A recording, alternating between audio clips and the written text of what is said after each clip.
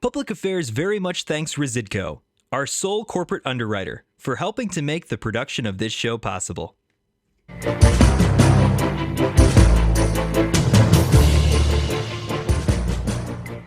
So the point is, I believe that you don't have to automatically increase property taxes every year. I'm convinced that you can not only lay out a long-term financial plan that is fiscally responsible, but one that holds the line on property taxes. If the union threatens to strike, they need to understand that if they do strike, then you move for even more radical changes, like those articulated, like in effect you need to break up the central office anyway, and you need to decentralize the budgeting process so the money is actually following the kids to those neighborhood schools. What's your base, Paul? My base are people who believe that the crime is out of control and that we need to have a safe city, and the city won't survive unless we get a handle on violent crime. My base is for people who believe that parents should have the right to choose the school that's best for them and not have financial impediments to do that. And communities should be able to have the power to change their local school if it's failing. And finally, my base is people who believe in financial responsibility and in fiscal integrity, and know that if we continue on this current path, I mean, the post-election property tax increases alone are going to decimate what remains of the middle class in the city. And not only empowering parents by telling parents, you decide what school is best for you, whether it's a public school or a charter school, or you want to go to parochial or private school, we're going to support you, we're going to provide you with tuition support. But you're also telling the community, we're going to empower you to have a role in determining the destiny of your individual school. It's about parental empowerment, and it's about community empowerment. Because right now, if you have if you live in a poor community and you don't have the income, chances are you're stuck going to that failing school, and then the community has no ability to transform that failing school, because that failing school is part of this citywide collective bargaining agreement, and because the central office is too terrified of the union to go in and to make fundamental changes in that school to make that school better. Last thing we'll say, and then you can tell us how you're fixing all this. Look at slide 15. In 30 seconds? Yeah, and I'll give you a minute or two. Slide 15. Look at those pension benefits. I mean, well, I got to put my glasses on for that one. I mean, the firefighters' final average salary when they're retiring at age 61, $123,000. Pension's going to start at that year at $97,000 and go up from there. Look at the teachers, $93,000 average salary, $74,000 pension. Look at the police, $108,000 final average salary. This is when people, they're finishing their career and now they're going into the pension years. They're going to start with a pension of $81,000. So would you support, say, the Illinois legislature putting on the ballot an amendment that would allow the city and the state to cut pension benefits? All right. CPS, slide 7. You know, that slide kind of tells it all. It's fourth grade performance by Hispanics, by blacks, and whites at CPS. What's that performance like, and what would you do differently if you were mayor at CPS? Well, it's abysmal. Let me just give you a statistic. Why is it abysmal? Just give us a flavor. Well, 1 in 4 students in the Chicago public schools are meeting state standards, and this is fourth grade, but the same as 11th grade. Yeah, it's the same as 11th grade. And 1 in 4 students at the high school level are meeting college entrance standards on the SAT. So it's roughly the same. Incidentally, when you look at those apply to blacks, it's maybe even worse if you do blacks. When you look at black students versus whites. When you look at black students, it's 15%. Okay. These are the results you get in a district where they're spending the equivalent to $28,000 per student. These are the results. 28,000. 28,000. And when you take, say 28? 28,000. Okay. And when you take pensions and long-term debt out and capital, it's $22,000.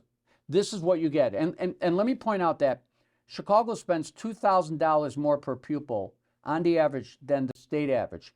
And Illinois spends between 24 to 50% more per pupil than the surrounding states. And Indiana and Illinois and the surrounding states, particularly Indiana, are all outperforming Illinois, despite the fact that they're spending much less. Take a quick look. Take a quick look at slide 9. It analyzes succinctly the contract that the mayor negotiated in 2019, taking us to 2024. Average salaries going to almost $100,000 a year.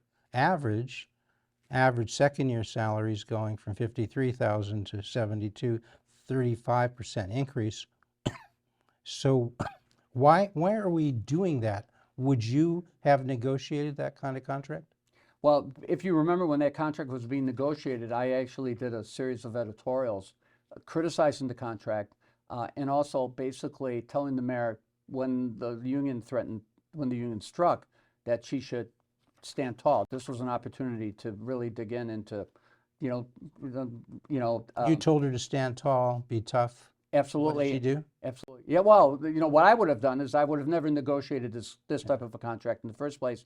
And let me point out that a year later, when the teachers union threatened to strike illegally, I might add, to keep schools closed, the second year, I would have used that opportunity as an opportunity to abrogate that contract, end that contract, and actually go push to provide for school choice, which would basically have been to take a portion of the school district's budget and to use that money to provide tuition support for parents who elected to enroll their kids in parochial or private schools, because I think parents should have that opportunity. Let me point out that... let me just ask you to add on, because you're a big supporter of school choice. I am. What would that take if you were mayor? Give us the vision of school choice under Paul Vallas. Sure. Well, I believe that the money should follow the kids. And incidentally, that means the money should follow the kids when it comes to the parents picking a student, a school for their child, whether it's parochial or private school or charter school. But the money should also follow the kids when it comes to the money that the school district is spending itself, because only about well over 40% of the money that the school district budgets actually finds its way into instruction. So much of the money is skimmed off the top, and that's not just in Chicago. That's characteristic of all public schools systems, even in the suburbs. So so much of the money is actually not finding its way into the classroom. Look, I would do three things with the schools. The first thing you need to do is you need to break up this behemoth system, this centrally managed system, which has been an unmitigated disaster. And if there was ever a greater example of that, it was the way they responded to COVID and the way they did the remote instruction, which was an unmitigated disaster. I mean, what are they missing? 40,000 computers and laptops? So at the end of the day, the district needs to be broken up, and you really need to create... Broken up, how many students do we have roughly there in one centralized system now? We've lost students for 18 years. We lost 25,000 students the last 2 years alone. So I think we're at 330. 330.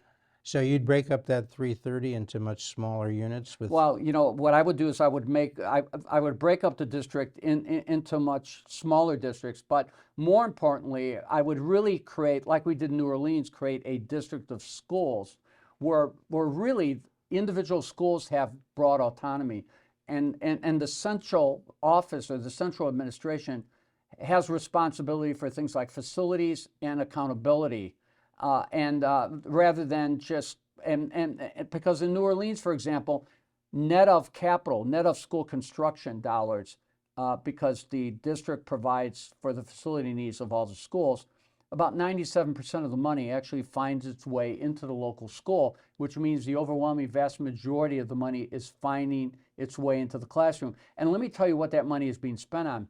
The money is being spent on things like a longer school day, like a longer school year. I mean, when they negotiated this collective bargaining agreement with the city and gave the teachers union the richest contract in history, $1.5 billion, the richest teachers contract per capita of any city, and the richest union contract in Chicago history, they didn't add another minute to the school day, and they didn't add another day to the school year. We have a school calendar that must be based on the Farmer's Almanac, 176 instructional You want days. all those changes that you've been outlining for a few minutes to occur. Sounds like you want competition by a variety of schools. You want competition. But, you know, the teachers unions are kind of opposed to almost all of those things. Well, would that be right? Yeah, so you... Well, what do you do, Paul? If you're the mayor, how do you deal with the teachers unions?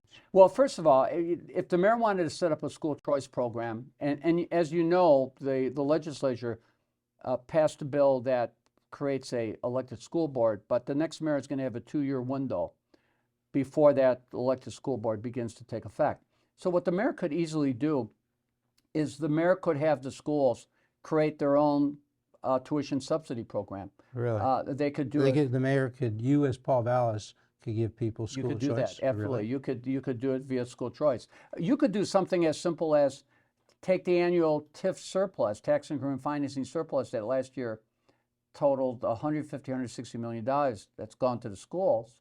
And you could basically say, look, we're going to give you this windfall, but you're going to have to take an equal amount of money and use it to provide tuition support for poor families that send their kids to parochial and private schools. So the point is, number one, you could do that. You could create a school choice system right now unilaterally. And trust me, if the money, because people say, oh, you're taking money from public schools. No, the money is supposed to follow the kids. You have fewer kids, you have less expenditures. You know, the money follows the kids. So at the end of the day, you could easily do that, and you're not going to financially destabilize the system. But again, I come back just to, I don't want to be a thorn in your No, side. be a thorn. Let's take, slide 11. Look at the map of the United States. 13 states, only 13 states give teachers the right to strike. Illinois is one of those.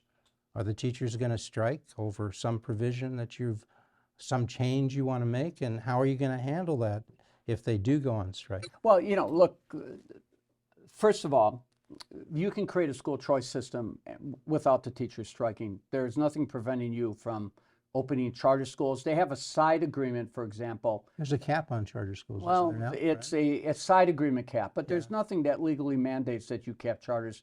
And the district contracts out with private school providers now, school providers who provide for special need kids. I mean, the alternative school providers. So the idea of... So you could do these things. So the bottom line is you could do those things. You know, if the union threatens to strike, they need to understand that if they do strike, then you move for even more radical changes, like those articulated, like in effect breaking, well, you need to break up the central office anyway, and you need to decentralize the budgeting process so the money is actually following the kids to those neighborhood schools. But the second thing that I would do is I would work with these locally elected school councils and empower those councils to select better school models for their local neighborhood schools. In Indianapolis, if your schools are failing, the district will invite other school operators to come in that the community signs off on and the community supports that will, in effect, replace their failing school model with a superior school model. They're called innovation schools and Renaissance schools. So what you're doing is you're not only empowering parents by telling parents, you decide what school is best for you, whether it's a public school or a charter school, or you want to go to parochial or private school. We're going to support you. We're going to provide you with tuition support. But you're also telling the community, we're going to empower you to have a role in determining the destiny of your individual school. It's about parental empowerment and it's about community empowerment. Because right now, if you have if you live in a poor community and you don't have the income, chances are you're stuck going to that failing school. And then the community has no ability to transform that failing school because that failing school is part of this citywide collective bargaining agreement, and because the central office is too terrified of the union to go in and to make fundamental changes in that school to make that school better. Does those communities that you just referred to as being empowered, those parents that you just referred to as being empowered, you didn't refer to, but you could have, the taxpayers who might like some of these things, the competition, the efficiencies.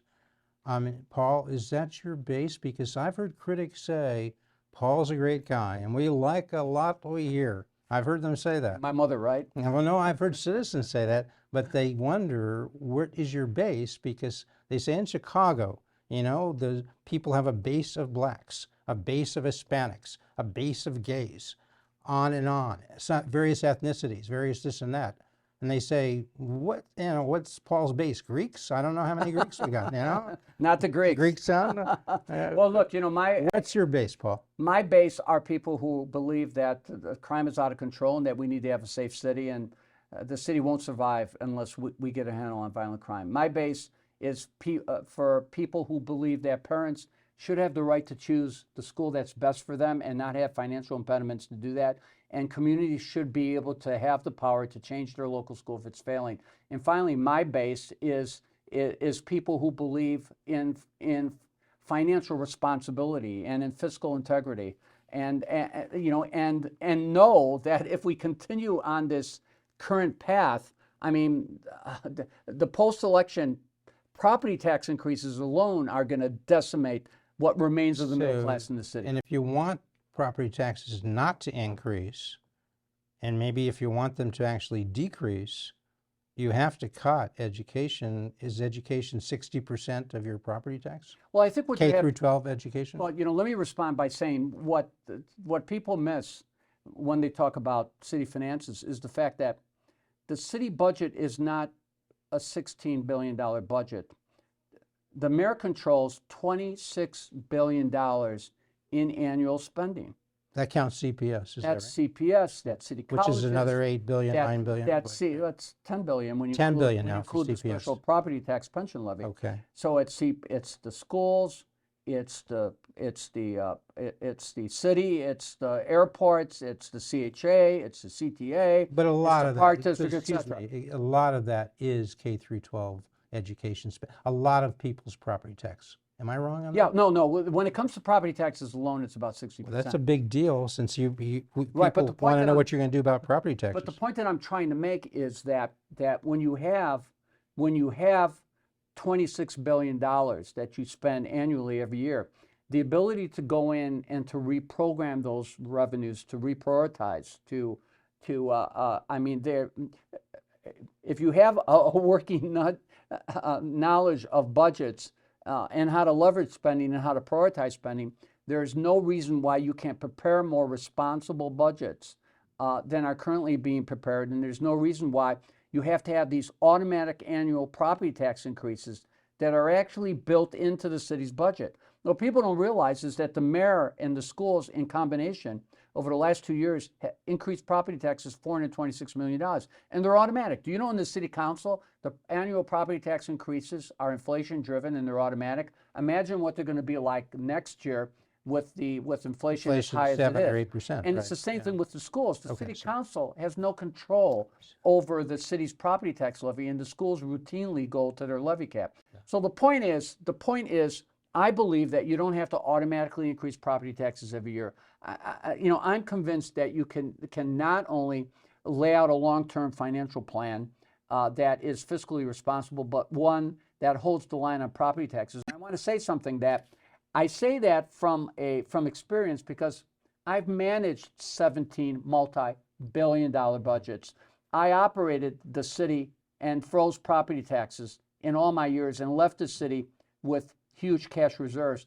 I balanced the school district's budget for 6 consecutive years. This is who you are. That's right. This is not what just I do. Chicago. You were the Chicago superintendent for 6 years. Right. But you were the Philly superintendent for a number of years. 6 budget years. Bridgeport, Connecticut. Right. Recovery district after Hurricane Katrina. Right. And fixing that with a lot of choice programs. So what is that? Almost 2 decades in education. It's almost 2 decades, and when you include my years, you got Haiti, and when you include my years as city revenue director and later budget director, I've. They don't want to hear your resume. They want to hear what you've been saying. How do you fix things? The point, and right? Have you told them that? Because the last thing we got to go to, and then right. we got to go, is to pensions. Because before you get to these other things exploding, look at slide 13. The state of Illinois has a $530 billion hole, but Chicago and Cook County account for almost a quarter of that, $122 billion. And when you look at slide 14, the average household in Chicago is on the lam for about $110,000 per household. And you can look at all these things in that slide. Chicago and Cook County counts for 25,000 of that. But people who live in Chicago also live in Illinois. Right. So they got to cover all of those things, $110K. That's a lot of dough. I mean, and last thing we'll say, and then you can tell us how you're fixing all this. Look at slide 15. In 30 seconds? Yeah, and I'll give you a minute or two. Slide 15. Look at those pension benefits. I mean, well, I got to put my glasses on for that one. I mean, the firefighters, final average salary when they're retiring at age 61, $123,000. Pension's going to start at that year at $97,000 and go up from there. Look at the teachers, $93,000 average salary, $74,000 pension. Look at the police, $108,000 final average salary. This is when people, they're finishing their career and now they're going into the pension years. They're going to start with a pension of $81,000. So would you support, say, the Illinois legislature putting on the ballot an amendment that would allow the city and the state to cut pension benefits? Well, first of all, you're not going to pass a constitutional amendment to change that will impact pensions. Not with this current legislature. You're not. You're not going to do it. It's not going to happen. It's not going to get on the ballot. ballot. So how do you deal with those three slides? Well, look, there's three problems. You talked about the benefit side, but there's two other missing things that you failed to comment on. One was the years that they simply didn't make pension contributions. In fact, if you remember, they froze the pension. They had a pension holiday for a number of years, not only at the state level, but at the local level. So there were years in which you did not make contributions, okay? You think this problem would have gone away if they did that? Let me explain. Okay, go ahead, Let me answer the question. Sorry. So the bottom line is you have a contribution issue that you missed the boat on. And then second, you have an earnings issue. You know, when you have like hundreds of different pension systems, so many political decisions are made about contributions. If we had gotten the returns that some of the high-performing pension states had gotten, or states had gotten, who have consolidated pension investments, who have independent, non-political boards making decisions regarding, and you know, everybody's bragging about the returns on pension investments the last 3 or 4 years. I can point out states that had double the number of returns. So at the end of the day, it's just not all benefits. It's also contributions, number one, and number two, it's also investment returns. So you've got to address those two issues too. And during the campaign, I talked about how you could address those two issues. So for example, if you recall, when Rahm Emanuel proposed his pension obligation bond during the campaign, I talked about, I criticized that because I felt dedicating existing flexible city revenue to finance that pension obligation bond, which would have raised money and put that money into the pension system to make up for the contribution shortfall.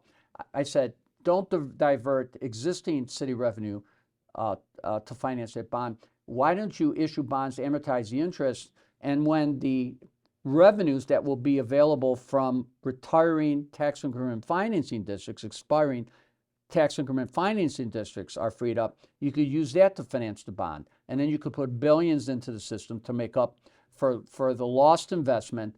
And then that in the process would enable you to improve the health of the systems without raising property taxes. And the second thing that I suggested on the income generating side was to consolidate the investments, all the pension investments for the city investments, and then have a single board of some of the top. I mean, imagine if you had Mr. Griffin,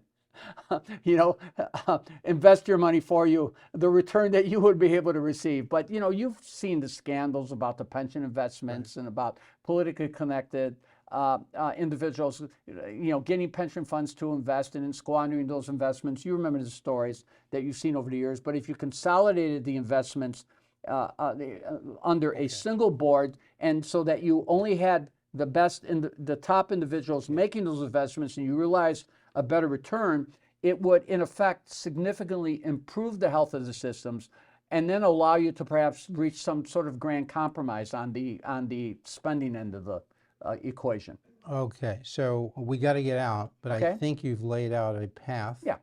That should you decide to run, should you make that decision around the end of Memorial Day, people might think you got a few solutions to crime, to education, to pensions, other fiscal issues. They might think that. And the last question they'd ask you is, well, you mentioned Ken Griffin, and I mean, his net worth is about $25 billion with a B. billion. He and his friends could be of help to you, because if you're going to run this campaign, as you know, having run a few before, you're going to have to really ratchet up the funding. Willie Wilson, who entered the race just yesterday, I think people say he might put in $5 million of his own money or more. I don't know. Do you have $5 million you want to put in?